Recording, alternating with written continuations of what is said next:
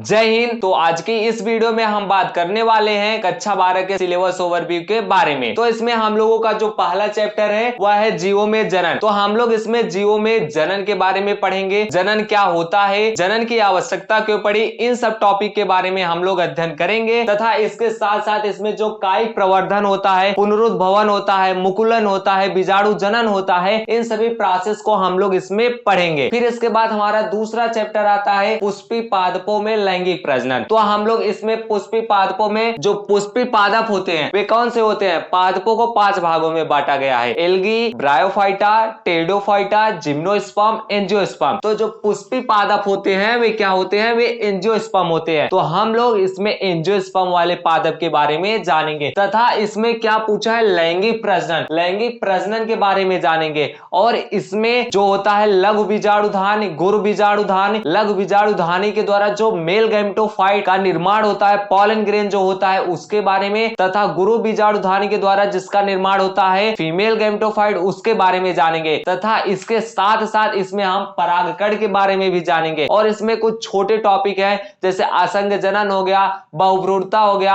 अनिषेक जनित फल हो गया, बीज हो गया, भ्रूण हो गया, इन सब के बारे में हम लोग इस चैप्टर में जानेंगे। इसके बाद हमारा तीसरा चैप्टर आता है मानव जनन। मानव में जो जनन होता है, नर जननांग, मादा जननांग, इसके साथ साथ इसमें हम लोग आर्तव चक्र और जो स्तन ग्रंथियां होती हैं इन सब के बारे में भी हम लोग इस चैप्टर में अध्ययन करेंगे। फिर इसके बाद हमारा चौथा चैप्टर आता है जनन स्वास्थ्य। तो इसमें निषेचन से होने वाले रोग के बारे में जानेंगे तथा इससे जो बचाव होते हैं कि जो जनन के द्वारा रोग फैलते हैं उसके बचाव के लिए हमें किन किन युक्तियों का उपचार करना चाहिए, तथा इसमें जो कुछ दवाइयों के भी नाम बताए गए हैं, इन सब के बारे में भी हम लोग इस चैप्टर में अध्ययन करेंगे। फिर इसके बाद पांचवा चैप्टर है वंशागति तथा विविधता के सिद्धांत। तो इसमें हम लोग पढ़ेंगे जो मेंडल थे, मेंडल के नियम जो थे उसके बारे में। फिर मेंडल ने मोनो हाइब्रिड क्रॉस और डाई हाइब्रिड क्रॉस के आधार पर जितने नियम दिए थे उसके बारे में। मेंडल ने मोनो हाइब्रिड क्रॉस के आधार पर 2 नियम दिए थे, एक था लॉ ऑफ सेग्रीगेशन और लॉ ऑफ डोमिनेंस। फिर इसके बाद डाई हाइब्रिड क्रॉस के आधार पर उन्होंने एक नियम दिया था लॉ ऑफ इंडिपेंडेंट असॉर्टमेंट, स्वतंत्र अभ्यूहन का नियम। इसके बारे में हम लोग जानेंगे।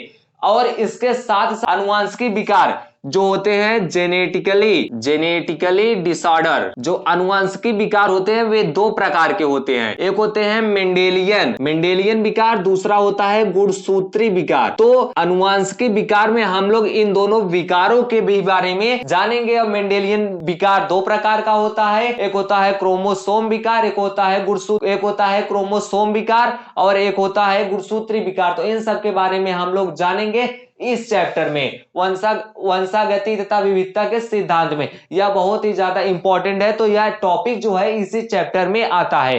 फिर इसके बाद नेक्स्ट चैप्टर है यहाँ पर वंशागति के आणविक आधार। तो वंशागति के आणविक आधार में हम लोग ये जानेंगे कि जो मेंडल दादा थे, जैसे मान लीजिए ये कोई पेरेंट है, ए है बी है, ये दोनों क्रॉस किए, क्रॉस होने के दौरान इसमें शिशु संतति का निर्माण हो गया। तो मेंडल ने क्या कहा था कि जो ए व बी के जो लक्षण संतति में जाते हैं उसे ले जाने वाले कारक को इन्होंने फैक्टर ही कहा कि जो इन दोनों के लक्षण को जो संतति में ले जा रहा है वह क्या है, वो फैक्टर है। उस आजकल के समय में हम लोग जानते हैं कि वह जीन है, कि जीन के द्वारा ही माता पिता के लक्षण संतति में जाते हैं, लेकिन तब के समय में यह नहीं पता था कि यह जीन है।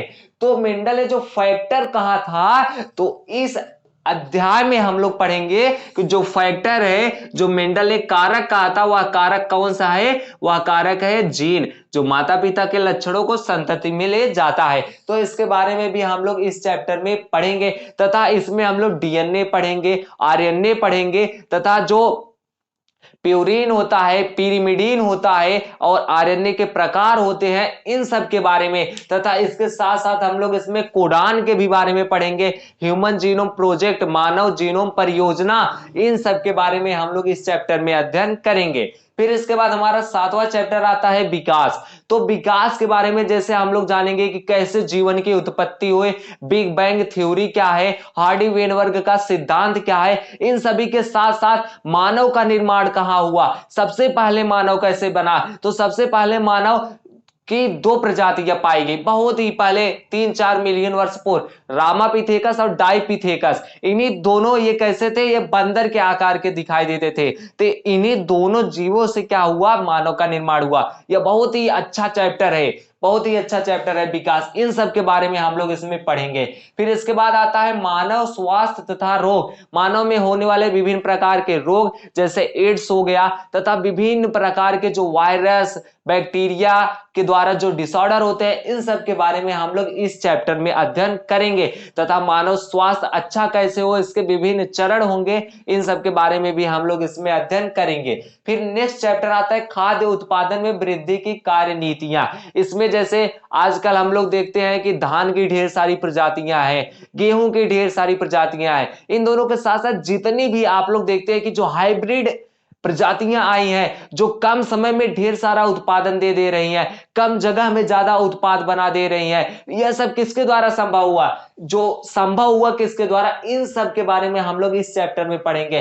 जैसे बीटी कपास हो गया, बीटी बैगन हो गया, बीटी आलू हो गया, बीटी धान हो गया, इस प्रकार से जो इतनी सारी प्रजातियां होती हैं, इन सब के बारे में हम लोग इस चैप्टर में पढ़ेंगे। फिर इसके बाद 10वां चैप्टर आता है मानव कल्याण में सूक्ष्म जीव। मतलब जैसे इसमें पढ़ेंगे वाहित मल जो होता है, जो इतनी सारे वाहित मल है, इनका उपचार कैसे किया जाता है। सबसे पहले उसे एक बड़े छन्ने से गुजारा जाता है, बड़े बड़े कूड़ों को अलग कर लिया जाता है। फिर इसमें जो सूक्ष्म मात्रा में मिले हुए अशुद्धियां रहती हैं, उसमें बैक्टीरिया व फंजाई को डाल करके उसे शुद्ध किया जाता है। इस अशुद्धि को साफ करने के लिए उसमें ऑक्सीजन डाला जाता है, जिसे कहते हैं बीओडी, जिसे कहते हैं बीओडी। इसका फुल फॉर्म होता है बायोलॉजिकल